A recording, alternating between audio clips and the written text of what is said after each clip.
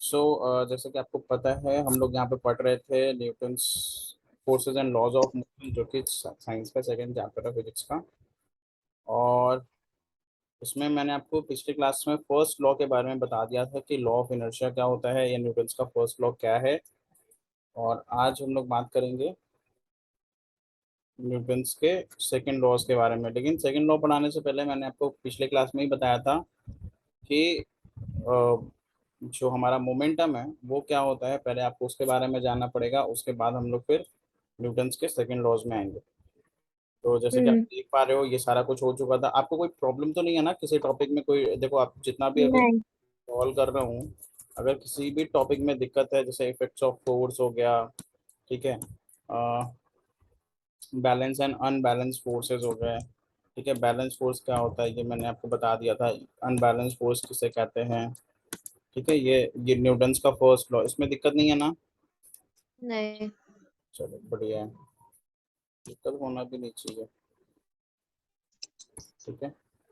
चलो first law हो चुका था, अब आते हैं मोमेंटम को लेकर के। मोमेंटम देखते हैं क्या होता है, ठीक है। हाँ जी, देखो मोमेंटम क्या होता है आप पहले समझ लो, उसके बाद आप उसको अच्छे से नोट कर लेना कि व्हाट इज मोमेंटम।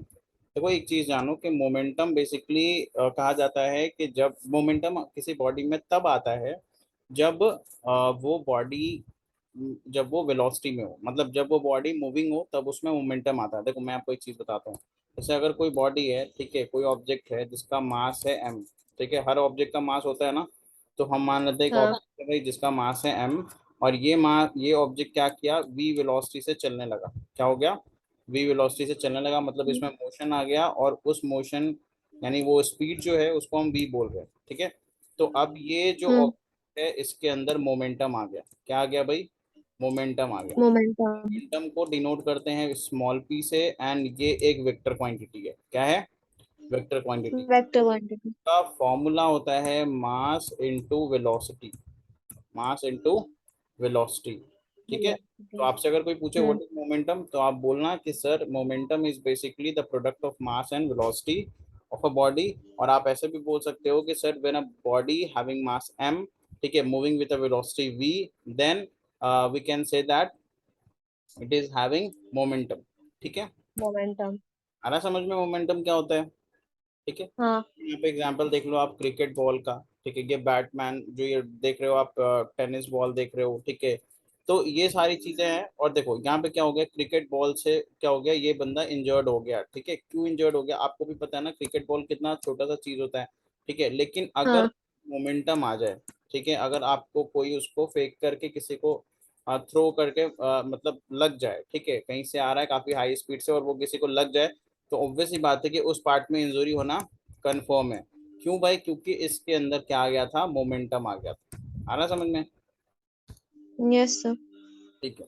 देखो यहाँ पे मोमेंटम के बारे में बहुत सारी चीजें लिखी है, ये मैं आपको एक एक करके समझाता हूँ। जैसे यहाँ पे क्या बोल रहा है, सबसे पहले कि जो फोर्स है ना, the force required to stop a moving body is directly proportional to its mass, ठीक है। अब देखो यहाँ पे बताया गया है कि जो फोर्स, ठीक है, जो फोर्स हमें चाहिए होता है किसी भी मूविंग बॉडी को रोकने के लिए, वो डायरेक्टली प्रोपोर्शनल होगा उसके मास के। क्या मतलब है इसका? इसका मतलब ये होता है कि भैया जितना ज्यादा मास होगा किसी ऑब्जेक्ट का, उतना ही ज्यादा हमें फोर्स भी चाहिए। अब एक बात बताओ, अगर एक छोटा सा बॉल अगर ऊपर से नीचे गिर रहा है, अगर हम चाह रहे हैं इसको रोकना, तो हमें कम फोर्स लगाने की जरूरत पड़ेगी। और एक बड़ा सा बॉल अगर ऊपर से नीचे गिर रहा है तो हमें इसके लिए ज्यादा फोर्स लगाने की जरूरत पड़ेगी। सही बोल रहे हैं, गलत बोल रहे हैं हम? Yes sir. हम्म। तो इसका मतलब यही होता है कि जो फोर्स है ना, वो डायरेक्टली प्रोपोर्शनल है किसके? मास के, ठीक है। हाँ सर। मूविंग बॉडी को स्टॉप करना है तो उस केस में फोर्स डायरेक्टली प्रोपोर्शनल होगा उसके मास के, ठीक है। अब मास ये के। कहता है कि force required to stop a moving body is directly proportional to its velocity. क्या मतलब है?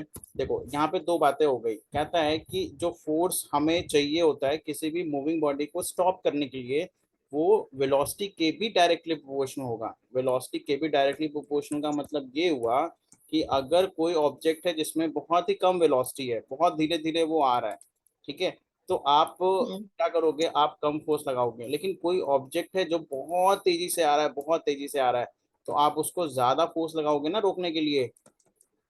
आ रहा है समझ में? Yes sir.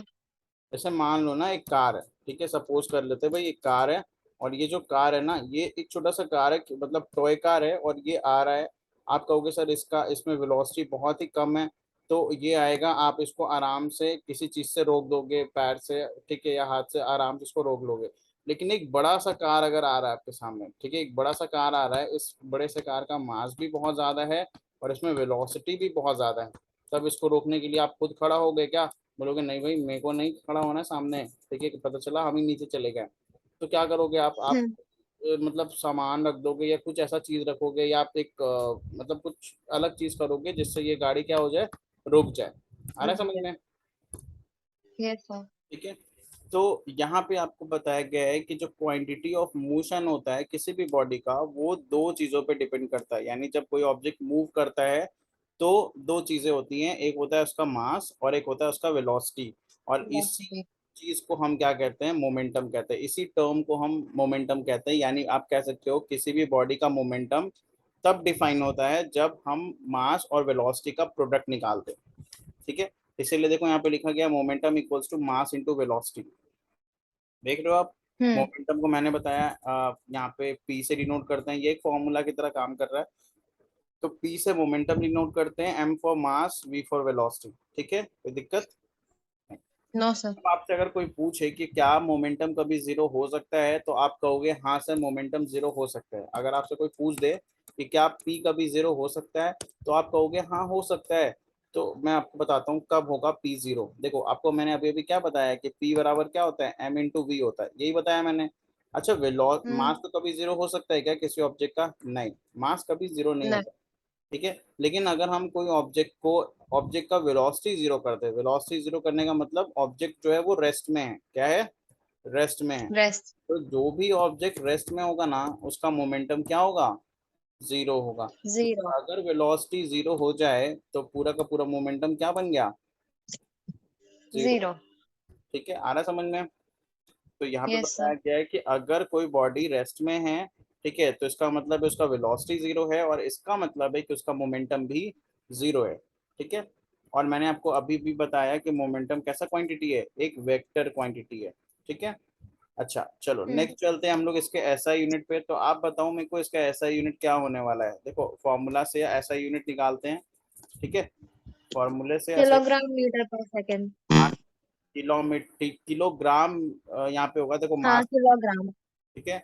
और वेलोसिटी का होता है मीटर पर सेकंड, तो इसका हो गया किलोग्राम मीटर पर सेकंड, यानी केजी एम पर सेकंड। ठीक है, ये हो गया। हम्म। अब आपको मैंने ये भी बताया कि कोई भी बॉडी अगर वो मूव करता है या मूविंग मोशन में है, तो उसके अंदर मोमेंटम है। ठीक है, ये मैंने आपको अभी अभी बताया। अच्छा, आपको एक चीज इसके एग्जांपल्स बता दूं। अच्छा, आपको अगर ये कहा जाए, ठीक है, देखो मैं आपको एग्जांपल्स बताता हूँ इसका, मोमेंटम का क्या यूज है और कहाँ पे मतलब यूज हमें दिखता है। तो अगर आपको ये कहा जाए कि भाई ऐसा है ना, आप कराटा चैंपियन हो, ठीक है, आप कराटा जानते हो, आपको बोला जाए कि ये जो लकड़ी का मैंने सामने रखा है, इसको आपको तोड़ना है अपने एक हैंड से। तो आप मेरे को एक बात बताओ, आप देखे हो कभी कराटा, कैसे वो लोग काम करते? हाँ। तो अच्छा, अगर मान लो आप सॉफ्टली यहाँ पर आके इसको स्टक करो, मारो, तो ये टूटेगा क्या? नहीं टूटेगा। लेकिन अगर आप इसको बहुत तेजी से स्टक करो, मतलब अपने हाथ में एक बहुत ज्यादा वेलोसिटी ले आओ, ठीक है, और उसके बाद अगर इसको आप पीटो, तो देखो ये दो पार्ट में ना टूट जाएगा। ठीक है, आ रहा समझ में? हम्म। तो यस सर। ऐसा क्यों हुआ? ये हुआ है बिकॉज ऑफ मोमेंटम। देखो क्या लिखता है, a karate player can break a pile of tiles और a slab of ice with a single blow of his hands. ठीक है, this is because the karata player strike the pile of tiles or the slab of ice with his hand with very क्या लिख रहा है भाई, very fast. In doing so large momentum of the fast moving hand is reduce to zero in a very short time. कहने का मतलब है कि जैसे ही वो पीछे करके हाथ बहुत तेजी से जब वो पटकता है ना इस स्लैब के ऊपर, ये वाले स्लैब के ऊपर, तो क्या होता है, वो उसके हाथ में बहुत ज्यादा मोमेंटम था और वो अचानक से जीरो हो जाता है। तो एक्चुअल में मोमेंटम जीरो नहीं होता है, वो अपने हाथ का मोमेंटम क्या करता है, इसके अंदर ट्रांसफर कर देता है। देखो, इसका जो हाथ का मोमेंटम है ना, वो इसमें ट्रांसफर होता है, और ये जैसे ही इसमें ट्रांसफर होता है, तो ये धीरे धीरे सबको, तो मतलब ये देख रहे हो आप, ये टूट जाता है। ठीक है, इस तरीके से। तो मेरा ये कहने का मतलब है कि मोमेंटम जो है हम ट्रांसफर कर सकते हैं, मूव करवा सकते हैं। अच्छा, इसका एग्जांपल मैं आपको एक और समझाता हूँ, ठीक है। जैसे अगर मान लिया जाए, जैसे मान लिया जाए एक बड़ा सा आपके पास कार है, ठीक है, टॉय कार है, ठीक है। और आपने ऐसे बचपन में किया होगा ये काम, और आपने एक छोटा सा टॉय कार आगे रखा है, और वो छोटा वाला टॉय कार जो है वो रेस्ट में है, और बड़े वाले कार को आपने बहुत तेजी से वेलोसिटी दिया, यानी इसका मास था m, और इसमें वेलोसिटी आ गया, मतलब इसमें मोमेंटम आ गया। आप मेरे को एक बात बताओ, जब ये कार इससे टकराएगा, इस छोटे वाले से टकराएगा, तो क्या ये दोनों कार साथ मतलब चलने लगेगा, कि सिर्फ ये छोटा वाला चलेगा, बड़ा वाला रुक जाएगा, क्या होगा आपके हिसाब से, क्या लगता है? दोनों चलेगा। दोनों चलेगा, एग्जैक्टली exactly। यानी कि जो चीज पहले रेस्ट में था, जिसमें मोमेंटम, देखो मैं आपको बताता हूँ, जिसमें मोमेंटम उसका स्टार्ट, मोमेंटम उसमें ट्रांसफर हो गया। हाँ जी, मोमेंटम ट्रांसफर हो गया। मोमेंटम इसमें क्या था, इस छोटे वाले कार में जीरो था, ठीक है। लेकिन जीरो था। जैसे ही बड़ा वाला कार इससे टकराया, इसने अपना मोमेंटम जो है इसमें ट्रांसफर किया, और ट्रांसफर करने से क्या हो गया, ये भी कार मूव करने लगा, और इसके भी मोमेंटम थोड़े कम हो गए, क्योंकि ये ट्रांसफर किया ना अपना मोमेंटम, तो इसमें मोमेंटम क्या हो यस जाएगा, सर। कम हो जाएगा। कम हो गया। हम मोमेंटम को ट्रांसफर कर सकते हैं, ठीक है। अच्छा, ये चीज और भी जगह पे इम्प्लीमेंट होता है, जैसे आप क्रिकेट बैट्स में देख लो, ठीक है। क्रिकेट बैट्स में क्या होता है कि वो it's not very very heavy, but as it throw with a high very high speed, cricket का जो बॉल होता है, ठीक है, वो मैंने आपको बताया ना, वो ज्यादा भारी नहीं होता है, लेकिन अगर आप बहुत तेजी से किसी को मतलब फेंक करके अगर मतलब अगर वो लग जाए, किसी बैट्समैन को ही लग जाए, तो वो बहुत ज्यादा हर्ट करता है, बहुत ज्यादा इंजरी बना सकता है ना। फिर उसी उसी तरीके से हम्म। अगर हम कार की बात करें, ठीक है, तो अगर कोई कार या बस अगर कोई रनिंग हाई स्पीड में रन कर रहा है, और जैसा कि आपको पता है कार और बस का जो मास होता है वो बहुत ज्यादा होता है, और जिसके कारण उसका मोमेंटम भी बहुत ज्यादा होता है, और अगर कोई आदमी उसके बीच में आ जाए, उसके रास्ते में आ जाए, तो आपको भी पता है क्या हो सकता है भाई, रोड एक्सीडेंट हो सकता है, और वो कंडीशन काफी वर्स हो सकता है, ठीक है। वही अगर अगर मान लो बहुत कम स्पीड है कार का या बस का, तो हो सकता है इंजरी थोड़ा कम हो। आ रहा है समझ में? Yes sir. चलो बढ़िया। अब देखो यहाँ पे ना एक क्वेश्चन है, मैं आपको ये क्वेश्चन समझा देता हूँ, फिर अगर नेक्स्ट क्वेश्चन आएगा तो वो आपको बोलूंगा बनाने। क्या कहता है कि what is the momentum of a man of mass 75 kg, यानी एक आदमी का हमें मोमेंटम निकालना है जिसका मास 75 kg है, और अगर वो वॉक करता है uniform velocity that is 2 metre per second. तो आपको मोमेंटम बताना है यार, आपको पी बताना है। देखो मैंने आपको बताया ना, पी बराबर m/v होता है, तो यहाँ एम इन टू वी। 75, और इनटू आप वेलोसिटी करोगे विच इज टू, कितना आ गया आपको, होगा सर 150 kg/सेकेंड, ठीक है। सेकेंड। आ गया समझ में? ठीक है, ये काफी आसान क्वेश्चन था, मोमेंटम से रिलेटेड था, ठीक है। और देखो इस चैप्टर में ना आपको न्यूमेरिकल्स देखने को बहुत ज्यादा मिलेगा, ठीक है। अब देखो यहाँ पे कुछ क्वेश्चंस है वेरी शॉर्ट आंसर टाइप, ये आपका होमवर्क है, आप इसका भी स्क्रीनशॉट लो, ठीक है। या फिर इफ यू हैव द यश चांद बुक, आपके पास तो है ही शायद, तो आप इसको बना, यस सर। ठीक है, आप इसको बना लोगे, ठीक है। अच्छा, मैं आपसे एक बात पूछता हूँ, अगर ये एलिफेंट है, ठीक है, देखो बताओ मेरे को, अगर ये एलिफेंट है जिसका मास है 2000 kg, और अगर ये 5 मीटर पर सेकेंड के स्पीड से जा रहा है, ठीक है, और अगर एक बुलेट है, बुलेट आपको पता है ना, ये देख रहे हो आप, बुलेट, हाँ। इसका मास है 0.02 kg, और इसका स्पीड है 400 मीटर पर सेकेंड, भाई किसकी मोमेंटम ज्यादा होगी, कौन ज्यादा हर्ट करेगा, ये बताओ आप। अगर ये दोनों बुलेट। आएंगे, पहले कैलकुलेट तो कर, पहले कैलकुलेट तो करो, अच्छा। पता है, आप पहले ही एक बता दिए, मिनट। हो सकता है हाथी टकराए कुछ ना बचे, ठीक है। आपको मोमेंटम यहाँ पे कैलकुलेट करना पड़ेगा, यहाँ पे आप करोगे सर 2000 × 5 होगा, तो 5 × 2 = 10 हो गया यहाँ पे, यानी कि 10,000 kg/s, ठीक है। ये हो गया किसका, ये हो गया आपका हाथी का, ठीक है। अगर मैं बुलेट की एलिफेंट। कैलकुलेट करूँ, बुलेट का मोमेंटम हो जाएगा 0.02 × 400, तो ये हटेगा, नीचे 100 आएगा, और ये कैंसिल, 4 × 2 = कितना हो गया, 8, तो 8 kg/s। अब बताओ कौन ज्यादा हर्ट करेगा, भाई बुलेट का मोमेंटम आ रहा है 8 kg/s, एट केजी। और इस हाथी का आ रहा है 10,000 kg/s। अब बताओ कौन हर्ट करेगा ज्यादा। सर हाथी। वैसी बात ही हाथी हाथी हर्ट करेगा, कितना ज्यादा मास है यार, इसीलिए।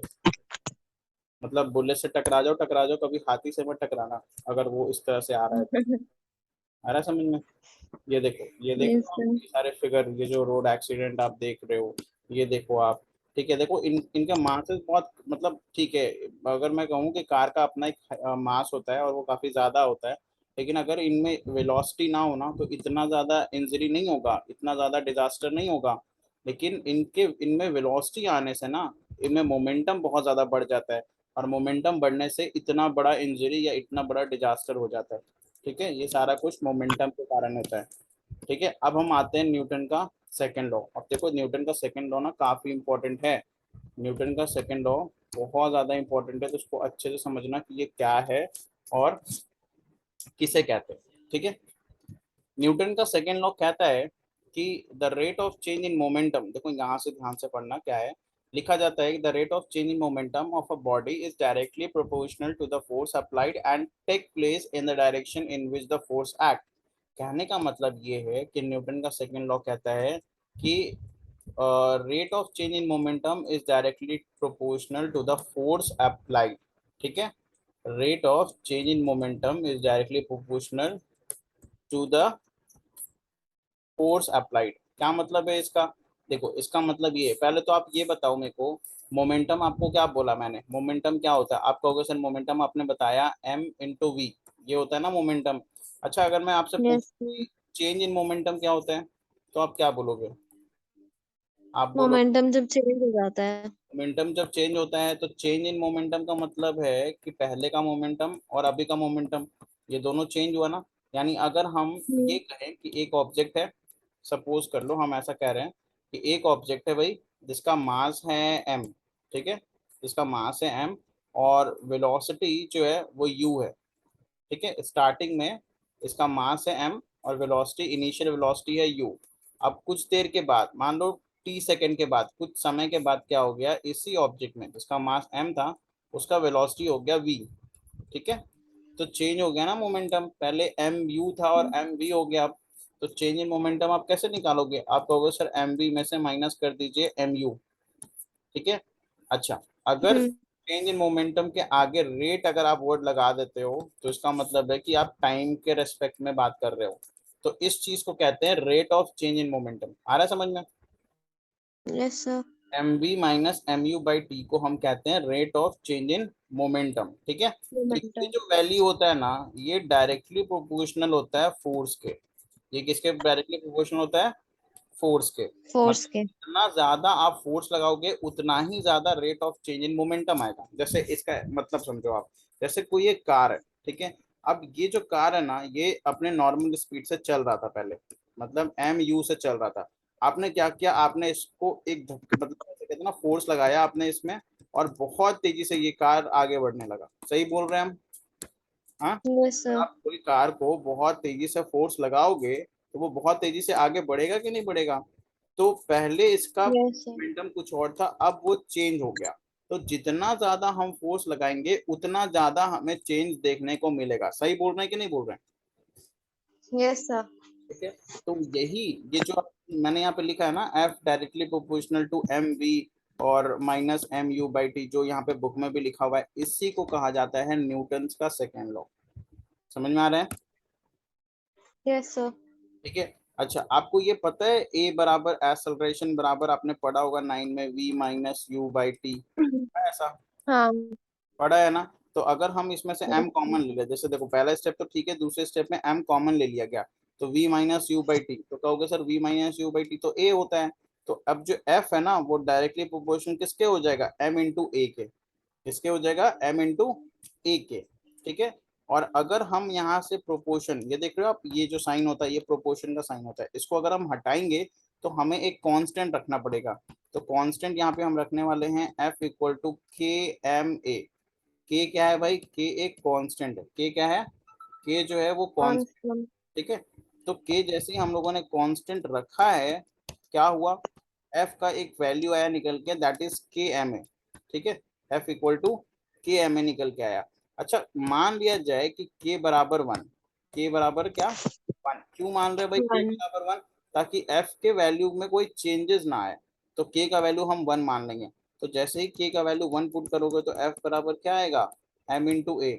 क्या आएगा, m into A. M to मैं A. आपको एक चीज बता दूं कि F जो है ना, F यहाँ पे है फोर्स। क्या है, फोर्स। और न्यूटन Force. के सेकेंड लॉ से हमें फोर्स का फॉर्मूला मिलता है, यानी कि न्यूटन का सेकेंड लॉ को यूज करके अभी हम लोगों ने फोर्स का एक फॉर्मूला डिराइव कर लिया, जो कि है मास इनटू एक्सेलरेशन। यानी अब आपको कभी भी न्यूमेरिकल में फोर्स निकालने बोले तो आप बस मास और एक्सेलरेशन को मल्टीप्लाई कर देना, आपका फोर्स आ जाएगा। समझ में आ रहा है। Yes, sir. यानी कि हम लोगों ने अभी अभी क्या किया ना, अभी अभी यहाँ पे फोर्स कैलकुलेट किया, और फोर्स के फॉर्मूला को कैलकुलेट किया। और कैलकुलेट कैसे किया भाई, m इंटू ए करने से। ठीक है।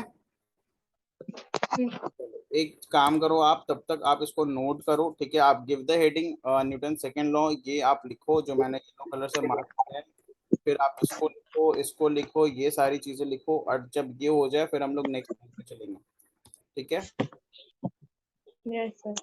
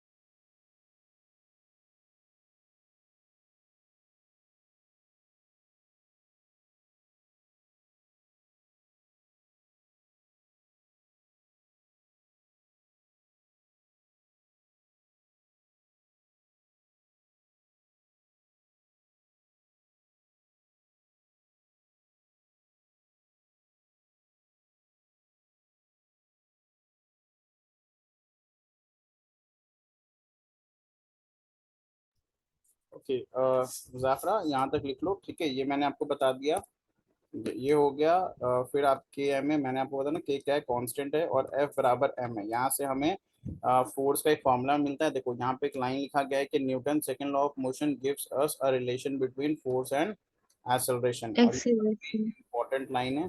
ठीक है। और Hmm. यहाँ तक लिखने के बाद आप इसको याद याद करना या प्रैक्टिस कर लेना, क्योंकि एग्जाम में आपसे पूछा जाता है कि derive Newton, sorry, derive the formula of force by using Newton second law of motion. तो उसमें आपको यही सारे काम करने हैं जो मैंने आपको अभी बताया। ठीक है। Yes, sir. तो आज के लिए काफी है इतना, बाकी क्लास 10 का बैच है एंड दैट इज ऑफलाइन। सो ठीक है, क्लास एंड करते हैं। पूछना है इसके अलावा आप? Okay. No, sir. चलो, ओके, गुड बाय। ये लिख लेना पूरा, ठीक है। Thank you, sir. Okay, bye. Yes, sir.